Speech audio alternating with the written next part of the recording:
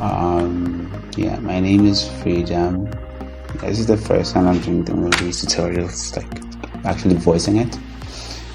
And the reason for this is because this scene is a little bit complex. I am putting this together was a little challenging. Yeah, it took a lot of time and tweaking, and it felt like it would be better if I explained,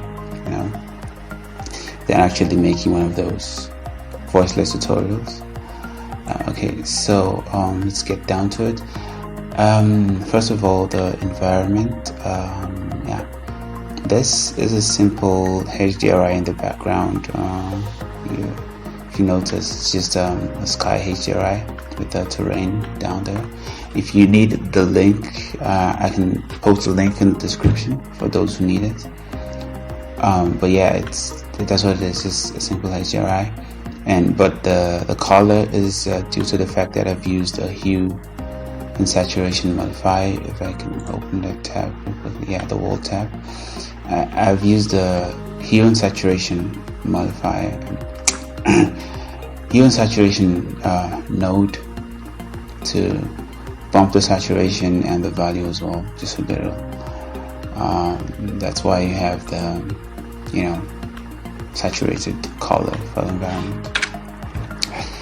And as you can see, the effect isn't perfect, but like it's good enough for a low poly, explosion scene, kind of. Yeah, and I think for those of us who don't have like super fast PC, to run simulations and whatnot, I think this might be really helpful for us, And real quickly, I'll go through the assets I have here. The buildings I got from BlendSwap. I'll put the link in the description to the artist who provided this, and also the cars as well. I have got from BlendSwap as well, but from different people. I'd say from different. These are different models, and I got them separately and put them in the scene. Yeah, and the road is a simple plane. I don't know if you can see this. Yeah, it's a simple plane. I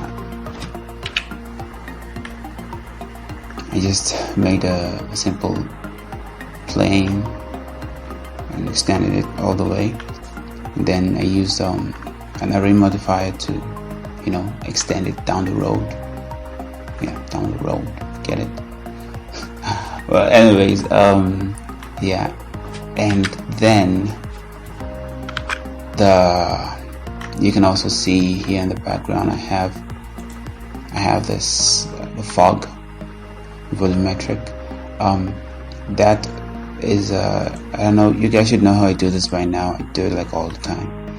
So I use a principled volume, plug into the volume of the material output, and I set the density to 0, and I got the emission value just a little, like 0.1 for this scene, but like normally it would go like 0.00 something, just to give that, the effect you're looking for. And then I gave it a bluish color. Yeah. And the reason why it's that's like from all the way back here is because I don't want the fog clouding the camera, so it's better if you see it in the distance. These are little tricks I picked from different people, Yeah, but anyway, yeah, and then I just position the buildings, side by side, extend the road down the middle, and set the cars as well, and animated them in the end to, drive. And when the storm hits, I animated them to, tumble and rotate and, get carried away by the storm. Yeah, but this is all animation. I didn't do any simulation or anything. That's too much for my PC. Not too much, but I just want to keep everything low poly and simple as possible. Yeah, this car in particular, you can see I've animated to react to the explosion. I think it's kind of too much, but yeah, you get the idea. Okay, so then I have this lamp here as well. You'll see why in a minute. And back here in the background I have this plane. It's the image of a city, just to sell the effect that the city goes on forever, but it doesn't. Yeah, so now the first the effect now, the first piece of this is this beam, right? This beam is just a plane. I'm just going to it's just a plane with an emission value of 30, and the color is this reddish orangey color. Yeah, and what it does is, before the explosion, it scales out, and then it starts to scale in to give the effect of compression. Like, it compresses and then boom goes the explosion. I don't know if you guys know this, but like it's an effect that I usually see in like cartoons, and I kind of like it, so I decided to do it. Yeah. So, and then the next piece is this sphere. I don't know if you notice, but watch closely. It expands fast and then slows down. And the reason for this is because in the animation, in the graph editor, I have selected all the controls for both ends of the explosion. So now it starts fast. What I did was selected all of this and I scaled them in the x-axis. I scaled them all in to 0 maybe, and then you can just S to scale X for the x-axis, and then 0 just to scale it down to 0. And then here I had scaled this out, so I get this curve. What this curve does is it starts fast and then it slows down. Yeah, and that's why that's what I did for the sphere. That's pretty much it. And the next phase is this. Next phase is I don't know if you notice, of course you did notice, you should have, there's this ring thingy. I'll go up and show you this ring thing. Yeah, this. So it comes after the explosion and then it thins out, like it fades away. Now how I did this, your first instinct might be it's a torus, but in reality it really isn't a torus. The reason why I didn't use a torus for this was because you can't really control the scale. I think call it the minor scale, I think. Yeah, the minor width or scale of the torus, like you would with this. So how I did this was this is simply, I'll show you real quickly. Shift A, you add in a cylinder. Yeah, it's a cylinder. And then scale in the z-axis and go into edit mode and add loop cuts, cut it like crazy. And yeah, and then you shift A, you add in a curve, a circle, scale it out, and then you select the cylinder, go into the modifiers tab, select the curve modifier, and for the object you select the cylinder. And yeah, you change the axes. To get it to scale all the way around, you scale S and Z, scale on the Z axis, and you have it scale, all around. And to get that effect of thinning out, what I did was I'd scale, and then shift Z, so it scales in every other axis except the Z axis. So you get this effect. And then I had scaled it to 0. You can hit shift Z, you hit S, shift Z, And the next part is the wave that comes after the explosion.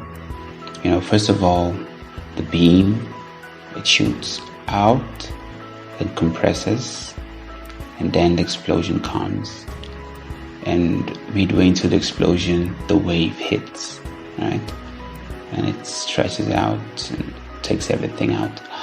So the way I did this, you probably noticed. I also do this, for the other tutorials I've made. First of all, it's a simple cylinder. I'll turn all of this off.